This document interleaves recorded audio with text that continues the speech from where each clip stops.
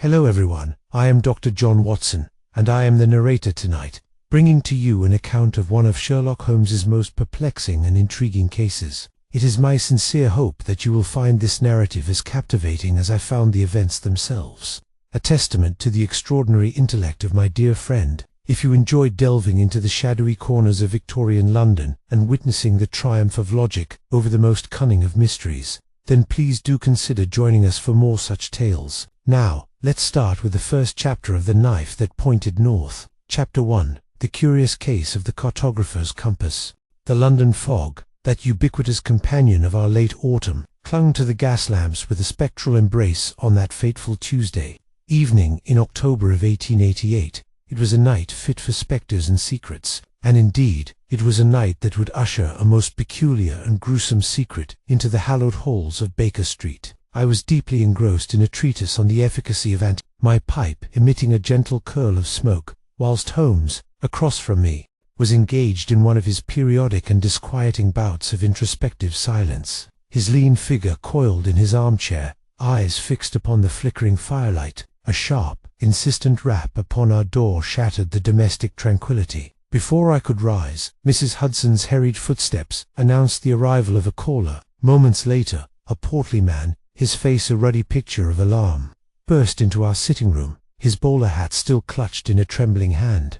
He introduced himself as Inspector Lestrade, his usual gruff demeanor replaced by an uncharacteristic air of bewildered urgency. "Holmes, Watson," he began, without preamble, his voice a low growl of disquiet. "A most confoundedly odd business has just occurred in Mayfair. Sir Alister Finch, the renowned cartographer, found dead in his study, and the manner of it, well, it defies all common sense, even for the likes of us at Scotland Yard." Holmes, with a swift, almost imperceptible shift, moved from his reclusive reverie to a state of coiled alertness, his eyes, keen and penetrating, fixed upon Lestrade. "Finch, you say? A man of considerable repute, if I recall. What precisely is so confoundedly odd about his demise, Inspector?" Lestrade mopped his brow with a large handkerchief. "He's been stabbed, Holmes, a clean, precise blow to the heart. But it's not the wound itself, as grim as it is. It's what was done with the instrument. The knife, you see, was plunged not into the man, but into a large, expensive globe of the world, which stood upon his desk, and not just plunged, Holmes, but positioned, meticulously, so that the hilt, no, the blade itself, pointed due north, exactly north. According to my men, a flicker, a spark of pure intellectual delight, danced in Holmes's eyes. This was the kind of intricate puzzle that roused his extraordinary mind from its customary languor. He rose, reaching for his deerstalker and Inverness cape. A knife pointing north, Lestrade. An intriguing flourish, indeed. Not the work of a common footpad, I dare say. Watson, your medical bag, if you please. This promises to be a case of singular interest." Within minutes, we were rattling through the labyrinthine streets of London in a hansom cab, the dense fog muffling the clatter of hoofs and the distant cries of street vendors. Lestrade, still visibly perturbed, offered further details. Sir Alister, a bachelor, lived alone save for a small retinue of servants. The discovery had been made by his elderly butler, Mr. Henderson, who had entered the study to deliver the evening's port. The house, 14 Belgrave Square, was a bastion of quiet affluence. As we neared our destination, the gas lamps, now closer, cast eerie halos upon the grimy brick. The hansom pulled up before a grand Georgian townhouse, its imposing facade barely visible through the swirling mist. A police constable stood guard at the heavily polished front door, his silhouette indistinct against the yellow glow from within. Inside, the house exuded an air of hushed opulence. Thick velvet curtains and polished mahogany, speaking of old money and quiet scholarship. We were led to the study, a spacious room dominated by towering bookshelves and various cartographical instruments. The air was heavy with the scent of old paper, leather, and a faint metallic tang that I, as a medical man, instantly recognized as blood. My gaze immediately fell upon the gruesome tableau Lestrade had described. Sir Alister Finch lay slumped over his large, ornate desk, his body partially obscuring a scattering of papers, and opened at his face, pale and serene, even in death, was turned away from us. But it was the desk itself that commanded attention. A magnificent, brass-bound terrestrial globe, easily 3 feet in diameter, stood centrally. and protruding from its polished surface, precisely where the Arctic Circle would be, was a small, exquisitely crafted ceremonial dagger, its silver hilt glinting under the gaslight. The blade, as Lestrade had stated, pointed with unnerving accuracy towards the north. It was a bizarre, almost theatrical act, speaking of a mind both meticulous and deeply disturbed. Holmes, his expression unreadable, merely nodded, his eyes already sweeping over the scene with the speed and precision of a hawk. He did not speak, but I knew, from years of observation, that his formidable intellect was already at work, dissecting, analyzing, and connecting the myriad threads of this most curious of murders. The silence in the room was palpable, broken only by the distant hum of the city and the soft scrape of Holmes's boot as he began his initial, silent survey of the room, leaving me to ponder the chilling implications of a knife that pointed north. What hidden message lay in this macabre compass? Chapter 2. The Alchemist of Geography. The pervasive silence of the study, broken only by the occasional creak of the old house settling, magnified the almost reverent intensity of Holmes's scrutiny. He moved with a feline grace, his gaze sweeping over every inch of the room, from the intricate Persian rug beneath our feet to the vaulted ceiling adorned with plaster moldings. He did not touch anything immediately, preferring first to absorb the overall impression. Much like an artist studies a landscape before setting brush to canvas, Lestrade, recovering some of his usual bluster, coughed. "Well, Holmes, what do you make of it?" "Never seen anything like it myself. Looks like some sort of ritual, doesn't it?" Holmes finally spoke, his voice low and resonant. "Indeed, Inspector. Or perhaps a message. The theatricality of it suggests intent beyond mere homicide. It speaks of a mind that sought not merely to end a life, but to communicate. Tell me, what have your men ascertained thus far?" "Not much, I'm afraid," Lestrade admitted, looking somewhat chagrined. "No forced entry, as far as we can tell. The butler, Henderson, stated he locked up everything last night as usual. He found Sir Alister like this at precisely 7:15 this morning when he came to deliver the morning port. The windows are all secured, bolted from the inside. The study door was locked, but the key was in the lock.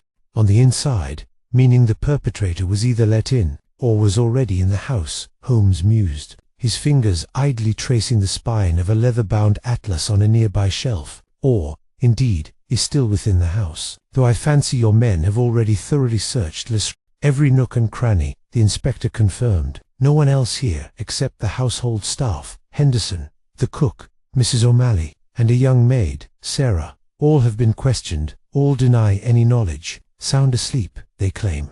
Holmes now approached the desk, his eyes narrowing as he examined the scene with microscopic intensity. He did not touch Sir Alister, leaving that for my professional assessment. Instead, he focused on the immediate vicinity of the globe and the knife. He bent low, almost imperceptibly, to inspect the polished surface of the desk beneath the body. "Tell me, Lestrade, was anything disturbed? Any obvious signs of a struggle?" "None," Lestrade replied. "Looks like Sir Alister was at his work, perhaps late into the night, and was struck down without warning. No overturned chairs, no scattered papers beyond what he was already working on." I, meanwhile, had begun my own examination of the deceased. Sir Alister Finch was a man of perhaps 60 years, with a distinguished, scholarly appearance. The single stab wound was indeed precise, directly over the heart, suggesting a clean, swift execution. There was little blood beyond the immediate area, clotting efficiently. Rigor mortis was fully established, indicating death had occurred many hours ago, likely in the dead of night. "My preliminary assessment, Holmes," I announced, stepping back, "suggests death occurred between midnight and 3 o'clock this morning. The precision of the wound indicates either a skilled hand or a surprisingly powerful, sudden attack. The lack of struggle supports the latter. Or perhaps the victim knew his assailant." Holmes nodded, still engrossed in his silent study of the desk. He picked up a magnifying glass from a velvet-lined case nearby and began to examine the small silver dagger plunged into the globe. "An unusual weapon, Watson. Not a common implement for murder. Observe the intricate engraving on the hilt, a coiled serpent devouring its own tail, the Ouroboros, symbolizing cycles and eternity, and the blade, too, is of a peculiar, almost ceremonial design, distinctly not British in origin, perhaps North African, or even Persian." He carefully withdrew the dagger from the globe, his gloved fingers avoiding any contact with the blade itself. The wood of the globe showed a small, clean puncture wound. Holmes held the dagger up, allowing the gaslight to play across its surface. No fingerprints, of course. Cleaned a professional, or at least someone who understood the basics of forensic evasion. His eyes then moved to the papers scattered on the desk. They were a jumble of hand-drawn maps, intricate calculations, and handwritten notes, all relating to geography, but with an unusual slant. One particular map, spread open, caught his attention. It was not a conventional map of London or any known territory. Instead, it depicted a series of concentric circles and intersecting lines overlaid upon a rough sketch of the city, with various points marked by strange, almost runic symbols. "Ah," Holmes murmured, a glint in his eye. "Now this is most illuminating. Sir Alister was not merely a cartographer, but an alchemist of geography, if you will. This is no ordinary map, Watson. This appears to be a key, or perhaps a puzzle, related to a hidden pattern within the very fabric of London itself. And observe, Lestrade, the central point of this esoteric map, the fulcrum of its design, is precisely where Sir Alister Finch now lies dead. It seems our victim was not merely a target, but a crucial element in a larger, more intricate design. And the knife, pointing north, is but the first cipher in this deadly game. The sheer audacity of the crime, combined with Holmes's chilling pronouncement, sent a shiver down my spine. We were not merely dealing with murder, but with a highly symbolic, almost ritualistic act. What profound secret had Sir Alister Finch uncovered, or been a part of, that necessitated such a dramatic and meticulously staged demise? The labyrinth of London's hidden geometry, combined with the exotic dagger, promised a journey into realms far stranger than I had ever imagined. Chapter 3. The Cipher of the Compass. Holmes, having meticulously replaced the ceremonial dagger in its original position within the globe, straightened up, a thoughtful frown creasing his brow. His eyes, though outwardly calm, held that familiar glint of a mind fully engaged. "Watson, you mentioned the victim's serene expression. No signs of struggle. This suggests either a sudden, overwhelming attack, or that Sir Alister knew his assailant and was taken by surprise, perhaps even in conversation." "Precisely, Holmes," I affirmed. "The precision of the wound, too, points to either a very strong individual, or one who approached with confidence and resolve. No fumbling, indeed. Now, Lestrade, tell me about the staff. Are any of them currently available for questioning? The butler, Mr. Henderson, perhaps?" Lestrade nodded, gesturing towards the door. "He's in the drawing-room, a bit shaken, but composed enough. Been with Sir Alister for 30 years, by all accounts. Absolutely loyal. Loyalty, Inspector, can sometimes blind one to the darker currents beneath the surface," Holmes remarked dryly. "Let us speak with him." We retired to the opulent drawing-room, where Mr. Henderson, a man of advanced years with a meticulously groomed mustache, sat stiffly on a velvet settee. His face was pale, but his composure was remarkable, betraying only a slight tremor in his hands. "Mr. Henderson," Holmes began, his tone courteous but firm, "my condolences on your master's tragic passing.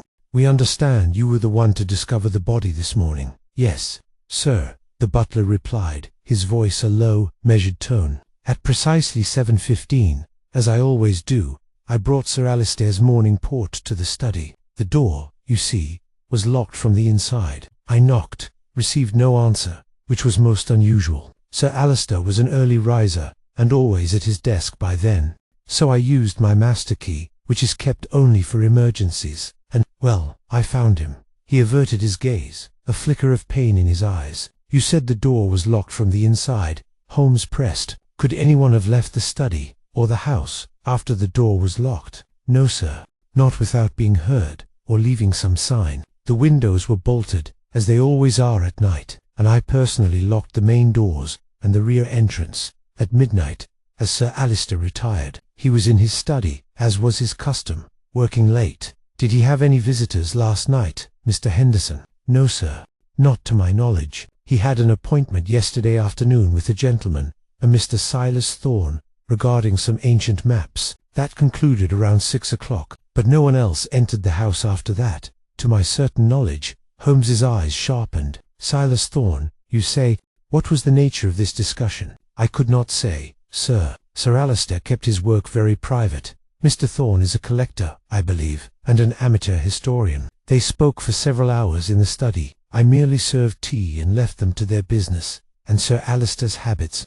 Was he often at work until the early hours? Almost every night, sir. He was a man consumed by his studies. He would often work until 2 or 3 in the morning. I would leave a decanter of port and a plate of biscuits for him, and retire. And last night, was anything amiss? Any unusual sounds? Any disturbance? Henderson thought for a moment. Nothing, sir. The house was quiet, until this morning, when I found him. Holmes nodded slowly, his gaze distant. Thank you, Mr. Henderson. Your information is most helpful. As we left the drawing room, Holmes's expression had grown more pensive. So, Watson, a locked room mystery, or something very close to it. The perpetrator, if not still within the house, must have been a trusted individual, or possessed a means of ingress and egress that defies conventional logic. And the mention of Silas Thorne is intriguing.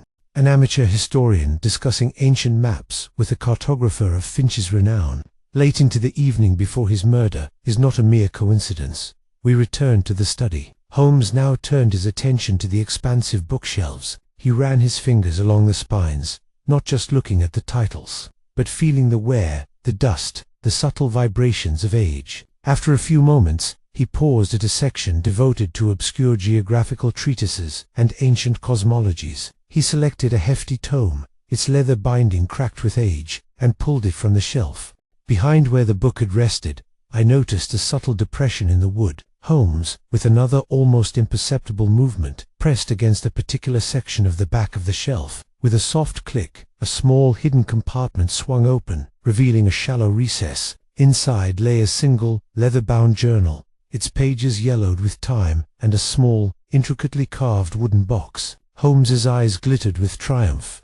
Ah, Watson, the true library of a scholar is not always displayed for public consumption. Our dear Sir Alister, it seems, had his secrets, and secrets, my dear fellow, are often the very fulcrum upon which the scales of justice must balance. This, I dare say, will be more illuminating than any testimony from a shocked butler or a bewildered inspector. He carefully extracted the journal and the wooden box.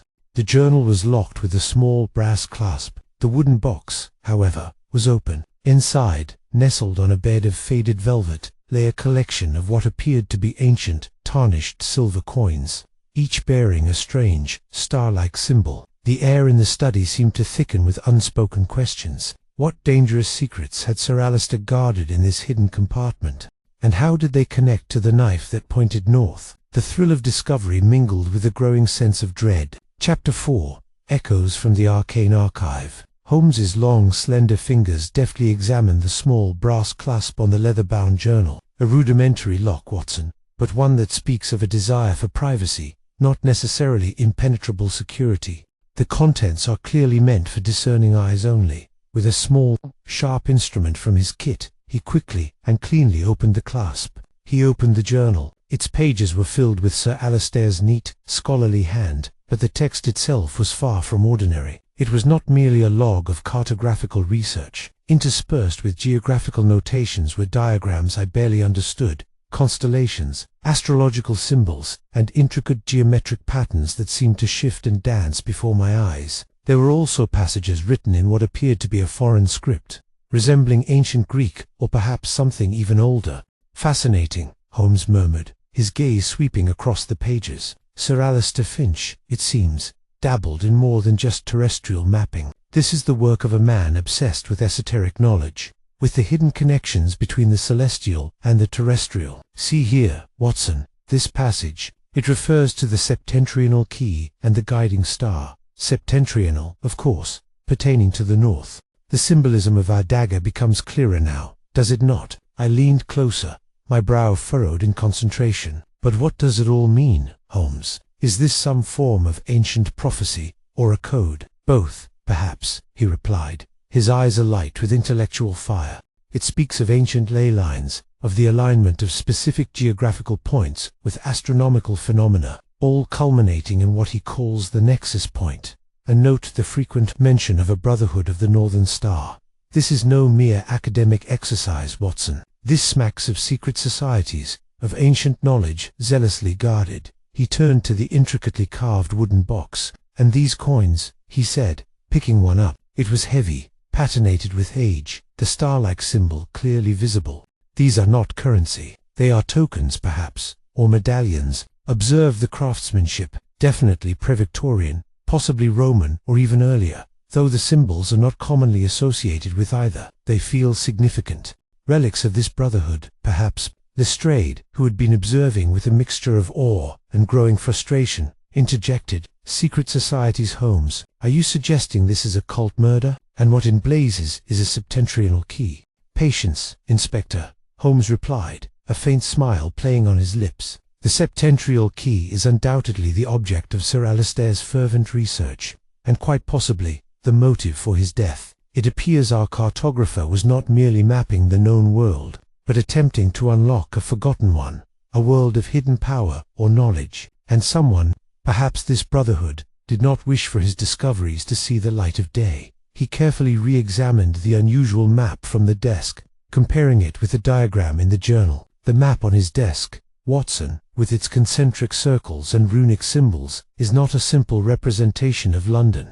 It is a stylized diagram, a key to locating these nexus points, described in his journal, and the central point, where he was found, marked by a specific symbol that resembles a dagger pointing north, corresponds precisely with a notation here in the journal. The first sentinel, guardian of the threshold. This is a deliberate, symbolic killing, Lestrade, designed not just to eliminate, but to silence and to warn. The implications were chilling. Sir Alistair had been more than just a victim. He had been a component in a larger, sinister design. The knife, therefore, was not merely a weapon, but a pointer, a macabre compass, indicating the direction of a deeper, darker secret. Holmes, with a sudden decisive movement, closed the journal. "We need to understand these symbols, these scripts. My knowledge of ancient cosmologies and secret societies, though extensive, requires a more specialized elucidation. There is a man, Professor Armitage, at the British Museum, a prodigious scholar of obscure ancient languages and esoteric cults. He may be able to cast further light upon these documents." "So, you're saying this is all tied to some sort of treasure hunt?" Lestrade asked, his voice thick with incredulity. "Perhaps, Inspector, but a treasure far more valuable than mere gold," Holmes countered. "Knowledge, particularly forgotten knowledge, can be a power beyond measure, and our Sir Alistair, it seems, was on the verge of unearthing such a power. He was an alchemist of geography, seeking to transmute raw land into profound meaning, and someone stopped him. The question remains, who and what exactly was the septentrional key?" As we prepared to leave, Holmes cast one last lingering glance at the globe, the dagger, and the hidden compartment. "The more layers we peel away, Watson, the more intricate the onion becomes. This case is a delicate tapestry woven with threads of ancient history, arcane symbolism, and a very modern, very deadly intent. The North, it seems, is not merely a direction, but a gateway to a secret long buried, and I confess, I feel a prickle of unease, for those who deal in such profound secrets are rarely merciful to those who come too close." The lingering mist outside seemed to press in on us, enhancing the feeling of a world of hidden knowledge and unseen dangers. Our journey into the arcane had only just begun. Chapter 5. The Professor's Cryptic Warnings. The journey through the bustling streets to the British Museum was a cacophony of clip-clopping hooves and distant street cries, a stark contrast to the hushed secrets we carried. Holmes held the journal and the small wooden box, wrapped in a protective cloth, with the care of a man transporting fragile historical relics. The fog had begun to lift, revealing the grey grandeur of London's architectural heart. Yet a sense of foreboding lingered, a residue of the sinister implications Holmes had drawn from Sir Alistair's hidden archive. Professor Armitage, a man whose frame seemed permanently bent under the weight of ancient knowledge, greeted us in his cluttered, dust-filled office at the museum, spectacles perched precariously on his nose. He peered at Holmes and me with an air of mild exasperation, as if our very presence was an unwelcome distraction from his deciphering of a particularly obscure Sumerian tablet.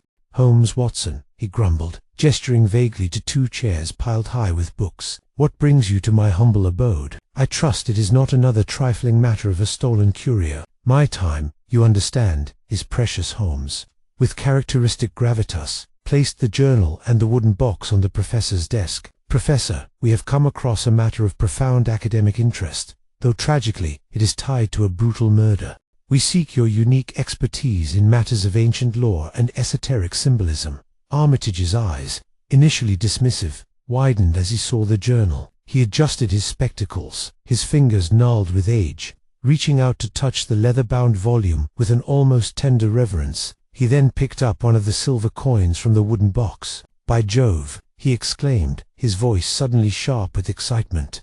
These are undoubtedly and the symbol, the Star of the North, as it was known. Remarkable. Where did you acquire these, Holmes?" "They belonged to the late Sir Alistair Finch, Professor," Holmes replied, his gaze fixed on Armitage's reaction. "He was found murdered in his study this morning. These, along with this journal, were found in a hidden compartment." Armitage's face paled. "Finch, dead? Good heavens, we were rivals, in a manner of speaking, but I held the man in considerable esteem. He was utterly consumed by the septentrional key, as he called it. An obsession, really. I always warned him. This kind of knowledge, it can be dangerous." "Dangerous in what sense, Professor?" I inquired, my interest piqued. "This septentrional key," Watson Armitage began, his voice dropping to an almost conspiratorial whisper, "is not a physical key, but a theoretical concept. It's an ancient belief, prevalent in various mystery cults and early geographical societies, that certain points on the Earth's surface, when aligned with specific celestial bodies, particularly the North Star, unlock a hidden power, or a pathway to profound knowledge." Finch believed it was not merely symbolic, but literal. He thought he could map these points, and by doing so, perhaps even open a portal, or access some forgotten repository of wisdom, and the Brotherhood of the Northern Star. Holmes pressed. "Ah yes, they were the supposed guardians of this knowledge. A shadowy sect, whispered about in ancient texts, said to have existed in various forms for millennia. They believed the North was sacred, the axis moon. These coins, with their Star of the North symbols, were their markers, their badges of initiation. Very few records of them survive. They were fiercely secretive." He opened the journal, his eyes quickly scanning the unfamiliar scripts. "This is a blend of late Greek and an archaic Thracian dialect. Finch was an absolute master. He's deciphering a series of coordinates here, all referring to specific geographical locations within London itself, but disguised by ancient names and astrological references." He paused, his brow furrowed. "And this, the 5 sentinels, each one is a location, a nexus point, marking a stage in the unlocking of the key. The first, he notes, is the Heart of the Lion, corresponding to a very old section of what is now Belgrave Square. That would be where Finch's house stands, wouldn't it?" Holmes's eyes narrowed. "Indeed, Professor, the victim's house. So Sir Alistair himself was the first sentinel, or at least, his location was, and the knife pointed north, a symbol of the Brotherhood, and a grim pointer to the next stage of his research." "Precisely," Armitage affirmed, looking grave. "Finch, it seems, was dangerously close to unlocking something. This journal contains what appears to be a sequence, a progression of locations. And if the first sentinel has fallen, then the Brotherhood, or whoever killed him, is now aware that someone is actively pursuing their ancient secret, and they are not above murder to protect it." He looked at Holmes, his expression grim. "Be careful, Holmes. This is not merely a case of common thievery or revenge. You are treading upon ground that has been hallowed and violently defended for centuries. The septentrional key is more than just a theory. It is a profound power, or a profound delusion, for which men have killed, and will kill again." The professor's words resonated with an ancient chill. The case was escalating beyond mere murder into a dangerous dance with history and arcane powers. The hunt for the septentrional key, now seemingly initiated by Sir Alistair's killer, promised to lead us deeper into London's hidden underbelly, where ancient secrets lay dormant, waiting to be disturbed. The next sentinel, the next clue, lay hidden somewhere in the labyrinth of the great city, a grim challenge that beckoned Holmes's intellect, even as it warned of imminent peril. Chapter 6. The Unseen Architect of London. Professor Armitage's warnings echoed in my mind as we left the British Museum, the bustling streets of London now seeming to hold 1,000 hidden depths, each ancient brick and cobbled alley potentially a clue in this extraordinary puzzle. Holmes, however, appeared utterly invigorated. The prospect of delving into a mystery woven with the threads of ancient history and esoteric knowledge was precisely the intellectual stimulus he craved. "Professor Armitage's insights are invaluable, Watson," Holmes declared, as we settled into a waiting hansom. "He has confirmed my suspicions. Sir Alister was not merely murdered, but became a sacrificial pawn in a much grander and far more dangerous game. The septentrional key and the Brotherhood of the Northern Star are no mere academic curiosities. They are the motive force behind this entire macabre theatre." "But what exactly is this key, Holmes?"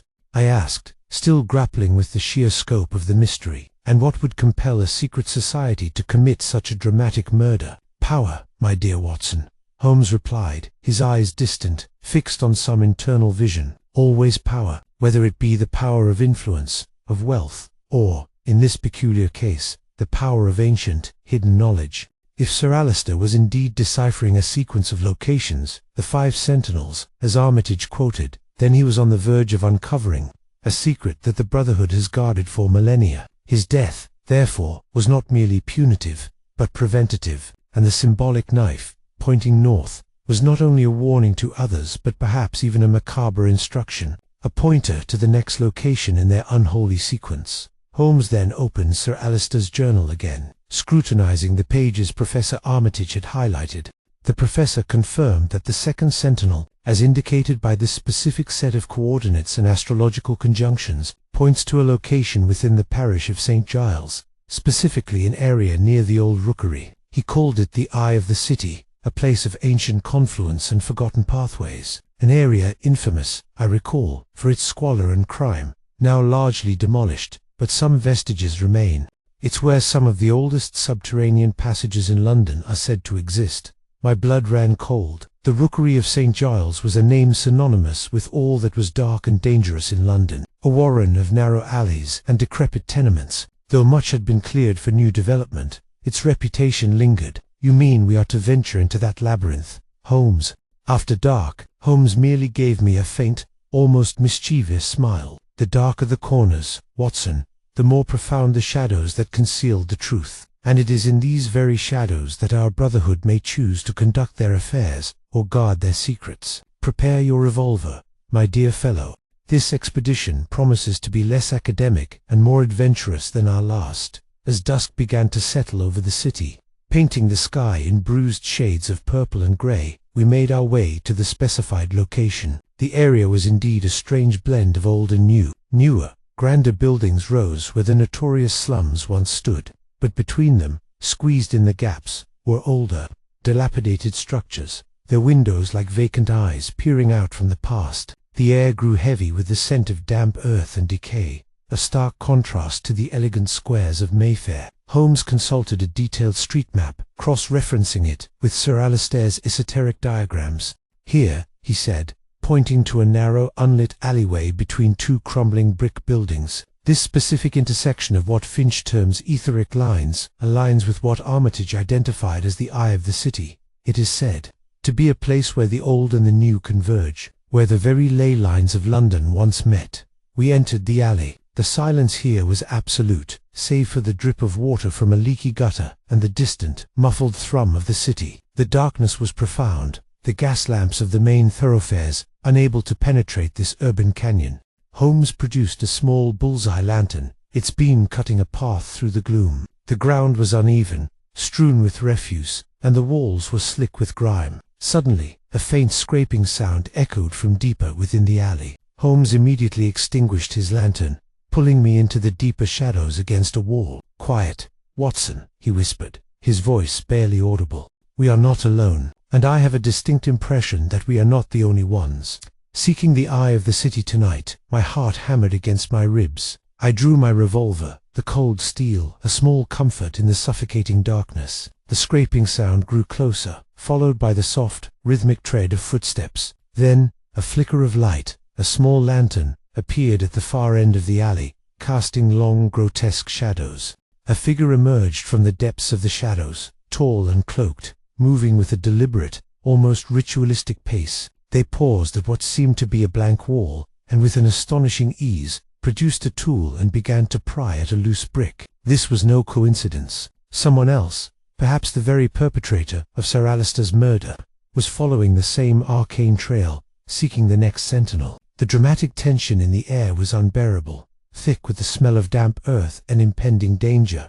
The figure, intent on their task, seemed oblivious to our presence, but Holmes's grip on my arm tightened, a silent warning. We had stumbled upon a clandestine meeting, or perhaps a solo expedition, of the Brotherhood of the Northern Star, right in the heart of London's forgotten crypts. The game was afoot, and we were now directly in the path of a formidable and utterly ruthless enemy. Chapter 7. The Unveiling of the Sentinel. The cloaked figure continued to work at the old brick wall with unnerving concentration, their lantern casting a fitful glow that made their silhouette dance like a spectre against the grimy masonry. Holmes remained utterly motionless beside me, his presence a study in silent intensity, his gaze fixed on the unfolding scene. The rhythmic scraping of the tool against mortar was the only sound, each rasp amplifying the tension that gripped us. After several minutes, with a soft click and a groan of ancient stone, a section of the wall, perhaps a foot wide and 3 feet high, pivoted inwards, revealing a dark, gaping aperture beyond. A faint, cold draught wafted out, carrying with it the scent of damp earth and something indefinably old. The figure, with a final tug, disappeared into the newly revealed passage, their lantern light quickly fading into the Stygian blackness. Holmes waited a full minute, allowing the silence to settle once more, before he stirred. "Come, Watson," he whispered, his voice a low murmur. "Our quarry has led us to the next sentinel. It seems the eye of the city is not merely a symbolic location, but a physical gateway." He reactivated his bull's-eye lantern, its beam piercing the darkness with a reassuring clarity. We approached the opening. The passage was narrow, barely wide enough for one man, and the air within was thick with the dust of ages. Holmes, ever cautious, bent down to examine the ground just inside the passage. "Footprints, Watson," he observed, pointing with the toe of his boot. "Fresh, and quite distinct. A gentleman's boot, size 9, relatively new.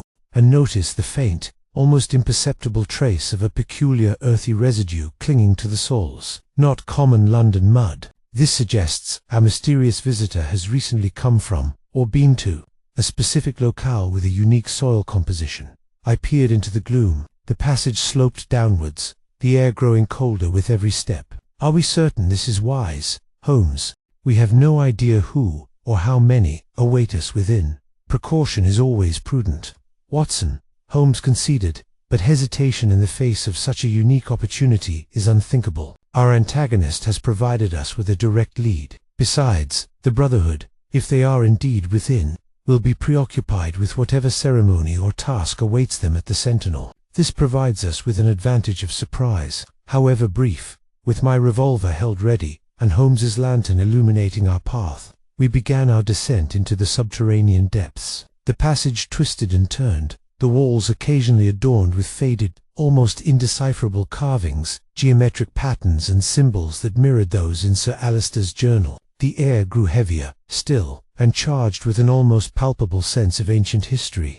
After what felt like an eternity, the passage opened into a small, natural cavern. The flickering light of a single oil-fed lamp revealed the figure we had followed. They were standing before a rough-hewn stone altar, upon which lay a large, ornate compass, its brass dulled with age. Surrounding the altar were various obscure implements, a scroll of vellum, a small, silver censer emitting wisps of sweet-smelling incense, and, to my horror, a second ceremonial dagger, identical to the one plunged into Sir Alister's globe. The cloaked figure, their back to us, was meticulously aligning the ancient compass, muttering words in a low rhythmic chant that sounded almost hypnotic. They then produced a small vial and carefully poured a dark, viscous liquid over the compass's needle. The needle, as if infused with a malevolent life, quivered and then, with unnatural slowness, began to turn, not to magnetic north, but to a precise, calculated point that seemed to defy natural laws.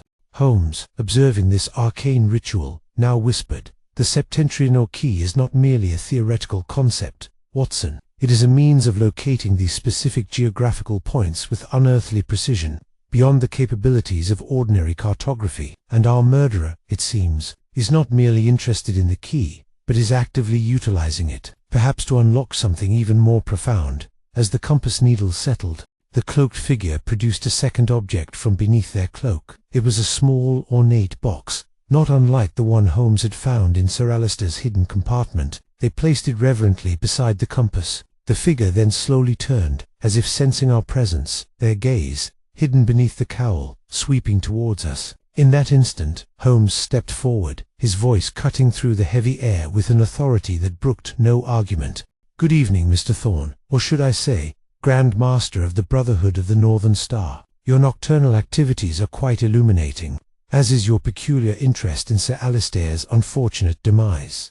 The figure froze. A long, chilling silence descended, broken only by the drip of water and the distant echo of our own heartbeats. The figure slowly lowered the cowl, revealing a face that I instantly recognized from Mr. Henderson's description. Silas Thorne, the amateur historian, his features now contorted, not with surprise, but with a cold, malevolent fury. He held the second dagger in his hand, its point now directed not at a compass, but menacingly towards us. The revelation was stunning, yet Holmes's calm command indicated he had suspected this all along. The game, it seemed, was about to turn deadly. Chapter 8. The Grand Master's Gambit. Silas Thorne's face, illuminated by the flickering oil lamp, was a mask of cold fury. His eyes, dark and piercing, fixed upon Holmes with an intensity that promised violence. The ceremonial dagger he held, identical to the one in Sir Alistair's globe, now seemed a far more immediate threat than a mere symbolic pointer. "Holmes," Thorne hissed, his voice a low, venomous whisper that echoed unnervingly in the small cavern. "You meddling fool, you have no conception of what you are disturbing. This is beyond your petty crimes and deductions." "On the contrary, Mr. Thorne," Holmes countered, his own voice calm and unwavering, a stark contrast to the charged atmosphere. "I believe I have a very clear conception. You are a member, perhaps even the Grand Master, of the Brotherhood of the Northern Star. You murdered Sir Alistair Finch because he was close to fully deciphering the septentrional key, a secret you wished to keep hidden. And now, you are attempting to utilize his work, the very sequence of sentinels, for your own nefarious purposes." Thorne let out a short, humorless laugh. "Nefarious? You speak of ignorance, detective. This is not nefarious. This is the preservation of ancient wisdom, the unlocking of a power that will reshape the very destiny of London, indeed, of the Empire itself." Finch was a scholar, yes, but he lacked the vision, the true understanding. He sought merely to expose, to publish, to trivialize what is sacred.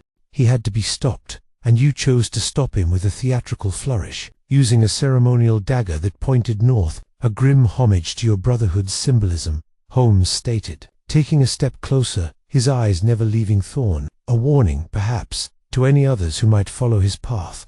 "And now you yourself are following that path, using his research, his sequence of sentinels, to locate what exactly, Mr. Thorne? A treasure, a forgotten nexus of power." Thorne's grip on the dagger tightened. "The septentrional key, Holmes, is a key to untold influence. The alignment of these sentinels, when activated, will focus a potent, ancient energy. Imagine, Holmes, guiding the very fortunes of this city, of this nation, through the subtle manipulation of these geoastral alignments." Finch was a fool to believe it was merely an academic exercise. He was too close to unlocking its true potential, its practical application. "So you murdered him, took his research, and now you mean to complete his work, using his knowledge to bend the city to your will," I interjected, my hand still firmly on my revolver. "A grand scheme indeed, Mr. Thorne, but one built on bloodshed, small sacrifices." "Watson, for ultimate power," Thorne sneered, his eyes gleaming with a manic zeal. "Finch was a necessary sacrifice, and now, so are you both. You have stumbled too far into the light of the Northern Star." He lunged. His movement was swift, surprisingly agile for a man of his apparent age. The dagger, a glinting arc in the dim light, aimed for Holmes's chest. But Holmes, ever vigilant, was faster. With a fluid motion, he sidestepped the attack, the blade slicing through the air where he had stood moments before. As Thorne stumbled, Holmes brought his knee up sharply, catching the villain squarely in the stomach. Thorne gasped, doubling over, the dagger clattering to the stone floor. Before he could recover, Holmes delivered a swift, precise chop to the back of his neck. Thorne crumpled to the ground, unconscious. I rushed forward, covering him with my revolver. "Well done, Holmes." A most decisive end to his villainous monologue. Holmes retrieved the dagger, examining it with a detached air. "Indeed, Watson, a dramatic individual, but ultimately predictable in his self-righteous zeal." he merely confirmed what the evidence had already suggested. His motive was not mere protection of a secret, but the appropriation of a power he believed only he could wield. He thought himself the true heir to the septentrional key.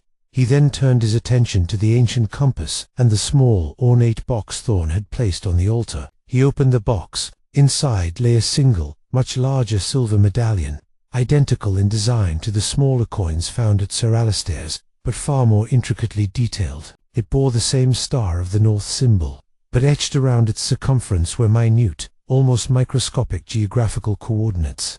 "The next sentinel, Watson," Holmes declared, his eyes gleaming with intellectual triumph. Thorn was using Sir Alistair's journal to identify these locations, then using this compass to pinpoint them with ancient Thracian precision. "This medallion contains the next coordinates, a direct lead to the third sentinel. Thorn, in his arrogance, has provided us with the very means to unravel his entire scheme, and the knife that pointed north, which began this macabre journey, has now led us directly to the Grand Master himself, and the continuation of his sinister game. We had apprehended the murderer, but the mystery of the septentrional key still remained, stretching out before us, a puzzle of ancient power and modern ambition. The real work, the uncovering of the Brotherhood's full design, and the neutralization of their ultimate plan, had only just begun. The pursuit of the key would lead us even deeper into London's arcane heart, and perhaps into dangers far greater than a single fanatical Grand Master. Chapter 9. The Grand Design Unveiled. With Silas Thorn securely bound and left under the watchful eye of a pair of constables, summoned by a whistle blast, Holmes returned his full attention to the ancient compass and the silver medallion. The air in the cavern, though still cold and damp, now held a lighter quality, as if the immediate threat had dissipated, allowing the weight of ancient secrets to once again take precedence. Thorn's confession, though delivered in a moment of self-aggrandizement, was remarkably useful. "Watson," Holmes mused, picking up the large silver medallion. He confirmed the existence of the Brotherhood, their dedication to the septentrional key, and his own murderous ambition to wield its power.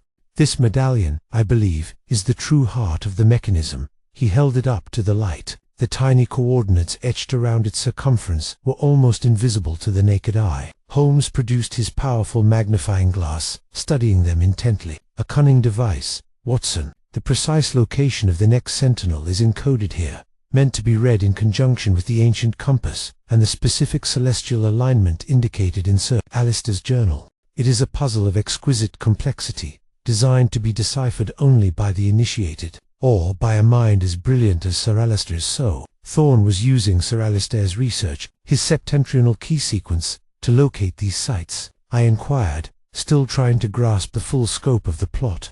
"Exactly," Holmes affirmed. "Sir Alistair, in his scholarly pursuit, had unknowingly pieced together the puzzle of the sentinels. His journal was the map, and these medallions, when properly interpreted, served as the compass. Thorn, realizing the profound implications, murdered him to prevent the knowledge from becoming public and to appropriate it for himself. The knife pointing north was both a statement of intent and a symbolic clue to the first sentinel's geographical significance within the larger scheme, a macabre initiation for himself and a message to the Brotherhood. Confirming his ascendancy, Holmes then opened Sir Alistair's journal once more, cross-referencing the medallion's coordinates with a specific page. "Ah, here we are. The third sentinel, the Whispering Stone, located at what Finch meticulously identifies as the exact center of the London Stone, a relic of Roman London, now encased within St. Swithin's Church.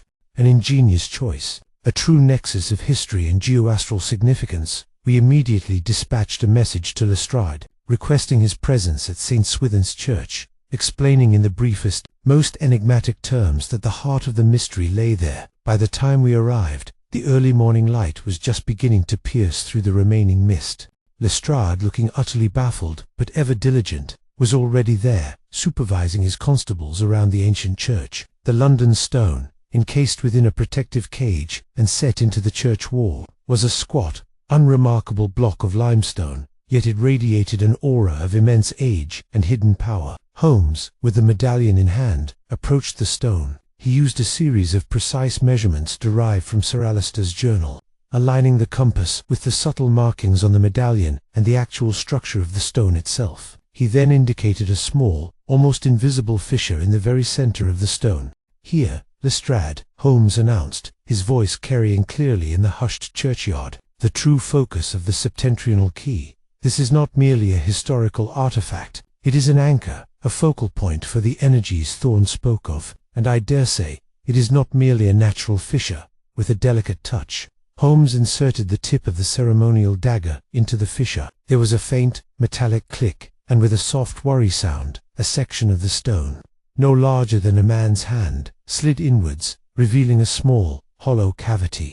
Within the cavity lay not gold or jewels, but a single, ancient parchment, meticulously rolled and sealed with a brittle, dark wax. Holmes carefully extracted it. The parchment, when unrolled, revealed an intricate, hand-drawn map of London, but unlike any I had ever seen. It was not a map of streets and buildings, but of invisible lines of force, radiating from the London stone like the spokes of a hidden wheel, connecting to various historical landmarks across the city. Each spoke was labeled with a runic symbol, some of which I recognized from Sir Alister's journal, and at the very top, at what would have been the north, was a beautifully rendered compass rose, its needle pointing not just north, but indicating a precise convergence point far to the north of London. "The grand design, Watson," Holmes said, his voice imbued with a rare sense of awe. "This is the septentrional key, laid bare. This is what Thorne sought to control. Not a portal, not a treasure, but a blueprint for a profound, almost mystical influence over the very destiny of London,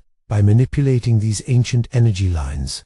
The knife that pointed north was not merely a weapon, but a clue, indicating the initial direction to this greater truth, the very axis of this ancient power. Sir Alister was murdered to prevent this map, this knowledge, from falling into the wrong hands, or indeed, the right hands, but for the wrong reasons. Thorne merely sought to be the sole hand. The sheer audacity and brilliance of the ancient design, revealed by Holmes's meticulous deduction, left us all speechless. The London stone, a seemingly innocuous relic, was revealed to be the fulcrum of a forgotten power, a silent conductor of London's hidden fate. The entire city, it seemed, was a stage for a secret play, with the north as its guiding star, and the knife as its bloody prologue.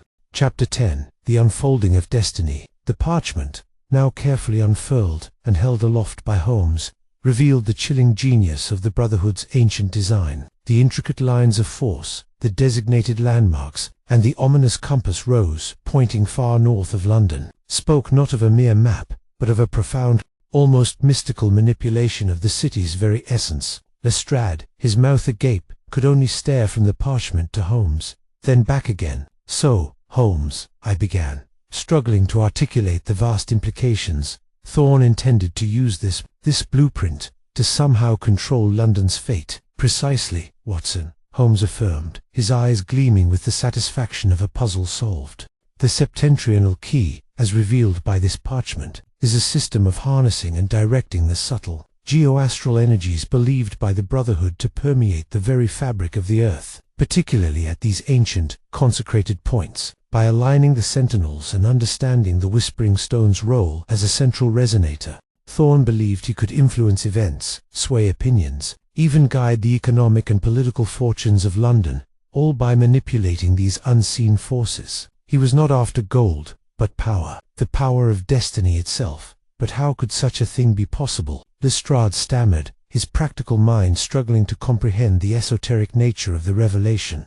"The mechanisms are arcane, Inspector, rooted in ancient beliefs of geomancy and astrology, but the intent is clear enough," Holmes explained. Sir Alister, the scholar, was piecing together the theoretical knowledge, the what and the where. Thorne, the zealot, desired the practical application, the how and the why. He believed the knife that pointed north in Sir Alister's study was not just a symbol, but an initial calibration, a pointer to the primary energetic vector of the entire network, linking the first sentinel directly to this grand design, and the ultimate convergence point, far to the north. I asked, indicating the compass rose on the parchment. "That, Watson, is what the Brotherhood considered their true sanctum, their ultimate repository of wisdom and power," Holmes replied, his voice taking on a reflective tone. "A place of complete alignment with the Northern Star, where the influence of this network could be fully realized." Sir Alistair's notes hinted at a specific, remote standing stone circle in the northern highlands of Scotland, a place he called the apex of the axis. It seems the Brotherhood's ambitions stretched far beyond the confines of London. Lestrade, shaking his head, finally found his voice. So, Thorne killed Sir Alistair to get this map, to become the new Grand Master and use it for his own ends. Indeed, Inspector, he recognized the immense power Sir Alistair was on the cusp of unveiling. His motive was a blend of ideological zealotry and naked ambition. He saw himself as the chosen inheritor of this ancient power, the one destined to guide London's fate. His theatrical murder was not just a warning, but a usurpation, a brutal declaration of his new leadership within the shadowy Brotherhood. Holmes carefully rolled up the parchment. This document, Lestrade, combined with Sir Alistair's journal and the other artifacts, will be crucial evidence. It not only establishes Thorne's motive beyond doubt, but also exposes the full extent of this ancient, dangerous organization. We have not merely solved a murder, but perhaps averted a far greater, if subtle, manipulation of our city's very soul. As the morning sun finally broke through the last vestiges of the London fog, bathing St. Swithin's Church and the ancient London stone in a golden light, a profound sense of closure, yet also of immense wonder, settled upon us. The knife that pointed north had led us on a journey through the hidden history of London, unveiling a secret world of arcane power and ruthless ambition. It was a testament to Holmes's extraordinary intellect, his ability to perceive the subtle connections between the seemingly disparate, to decipher the most intricate of human puzzles, that such a complex and dangerous plot was brought to light. Another triumph, Holmes, I said, my voice filled with admiration, and one of your most intricate, I dare say. The knife truly pointed us in a most unexpected direction. Holmes merely offered a rare, slight smile. The truth, Watson, often lies in the most peculiar of directions, particularly when one has the courage to follow the most unusual of pointers, and the